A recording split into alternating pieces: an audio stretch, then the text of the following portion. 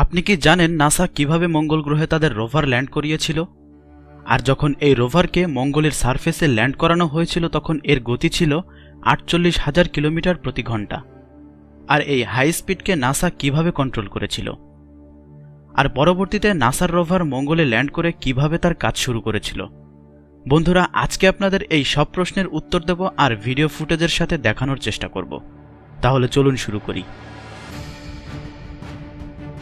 NASA মঙ্গল গ্রহে যাওয়ার জন্য অনেক গবেষণা করেছে আর অনেকবার অসফলও হয়েছে।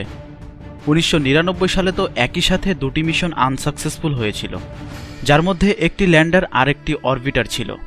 আর এই ঘটনার পরে নাসার কর্মচারীরা তাদের আশা হারিয়ে ফেলেছিল।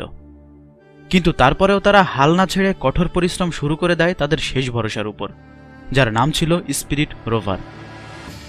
এই মিশনকে সফল করার জন্য আর মঙ্গলের সারফেসে রোভার ল্যান্ড করানোর জন্য নাসার কর্মচারীরা অনেক পরিশ্রম করেছে। তারা পৃথিবীতে এতবার চেষ্টা করেছিল যে মঙ্গলে গিয়ে যেন অসফল হওয়ার কোনো চান্সই না থাকে।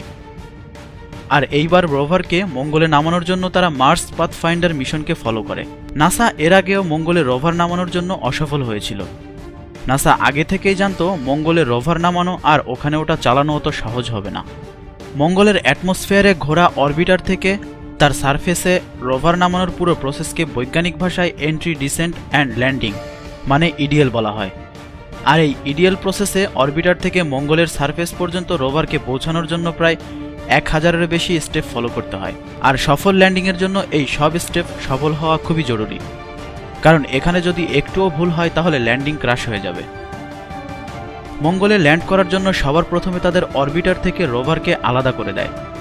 যখন রোভার অরবিটার থেকে আলাদা হয়ে যায় তখন এর নিচে পড়ার স্পিড ছিল ৪৮,০০০ কিলোমিটার প্রতি ঘন্টা। আর এত গতিতে যখন রোভার মঙ্গলের মাটিতে পড়তে থাকে তখন রোভারের বাইরের টেম্পারেচার ঘর্ষণের কারণে ১,০০০ ডিগ্রি সেলসিয়াসের উপরে চলে যায়। কিন্তু ওকে এভাবেই বানানো হয় যাতে এত গরমেও টিকে থাকতে পারে।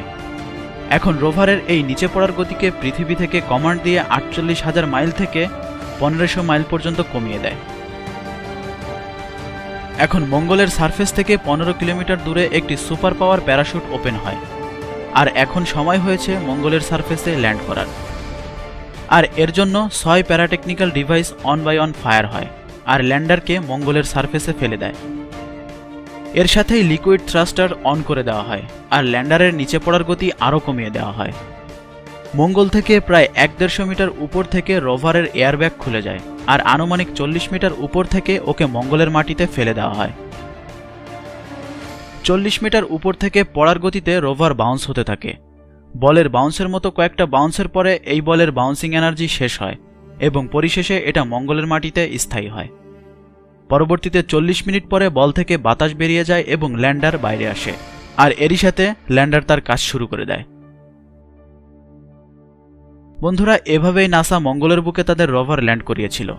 আর এই রোভার মঙ্গলের অনেক তথ্য আমাদের পৃথিবীতে পাঠিয়েছে।